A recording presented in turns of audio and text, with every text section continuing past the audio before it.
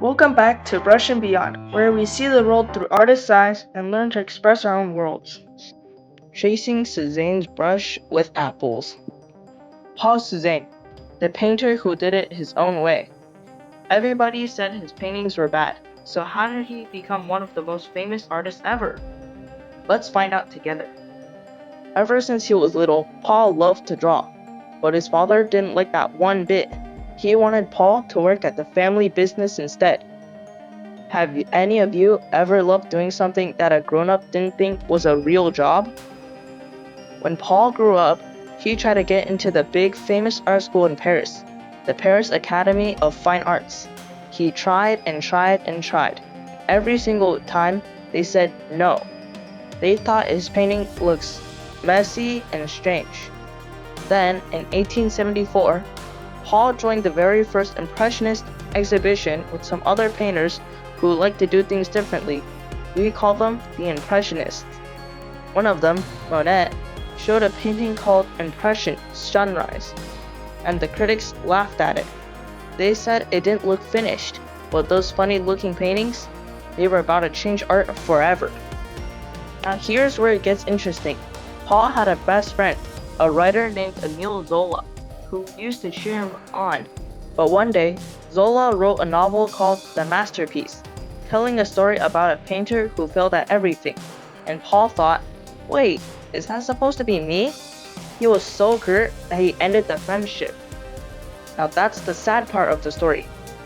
Not long after breaking up his friendship with Zola, Cézanne's father passed away.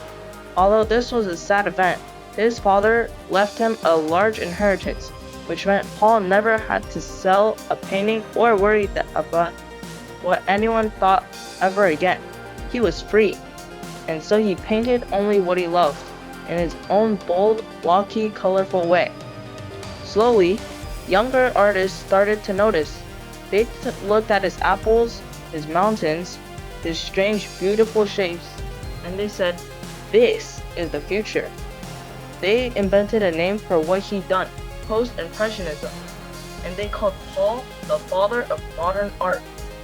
So the boy everyone laughed at, he didn't change to please them, he kept being himself, and that's exactly what made him great. In art history, Cézanne was like a turning point. Before him, most artists focused on copying nature as realistically as possible. People judged how good a painting was by how close it looked to real life. But Cézanne did something very different. He believed that art should not just be about imitation, but also about creation. He wanted paintings to express the artist's own ideas and to show structure and order.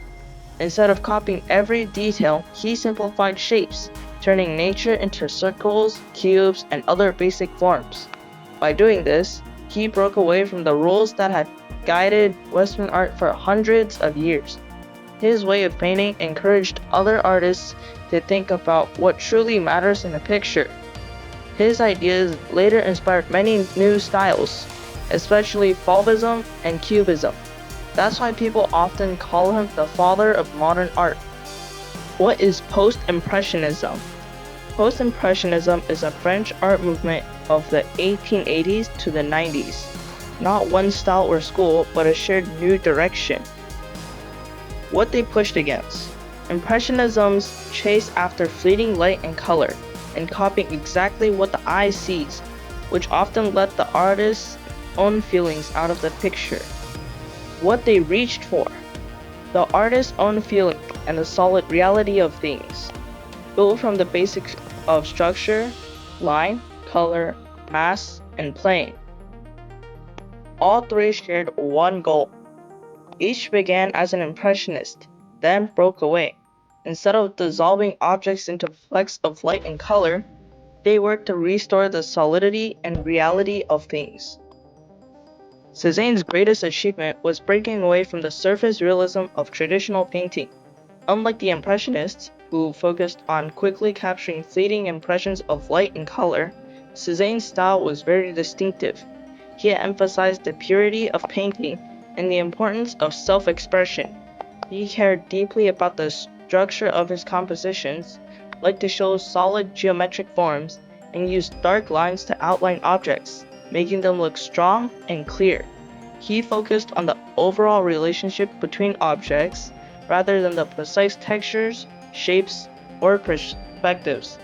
Cézanne's most famous works are his still life paintings. These were where he experimented the most. When painting still lives, he would become fascinated with every detail, observing apples from all angles above, below, left, right, front, and back, and figuring out exactly how to paint their round shapes. He might spend 1 or 2 months on a single apple, sometimes until it started to rot. Cézanne said, "I want to astonish all of Paris with a single apple." Some people might think he was exaggerating, but looking at the body of his works, it's clear he meant it. Today, his apples didn't just astonish Paris, they amazed all of France and the entire world. Here are some more of Cézanne's still life paintings.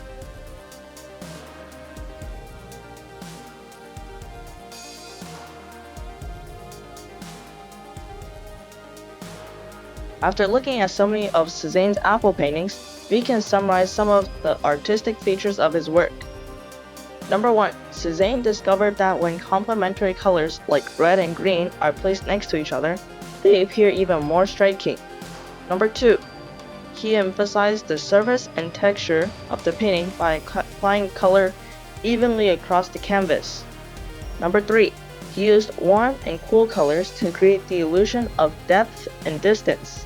He also used light and dark tones to show front and back, and often paired complementary colors like red and green, yellow and purple, or blue and orange. This made his paintings appear vibrant and glowing. Number 4. Cézanne believed that everything in nature could be simplified into basic shapes, such as cylinders, spheres, and cones. He would see each object, whether an apple, a bottle, or a box, as a cylinder, cone, sphere, or cube in order to express its form. Thank you so much for watching another Brush and Beyond art history video. Stay tuned for our next art history videos and an art activity inspired by this artist.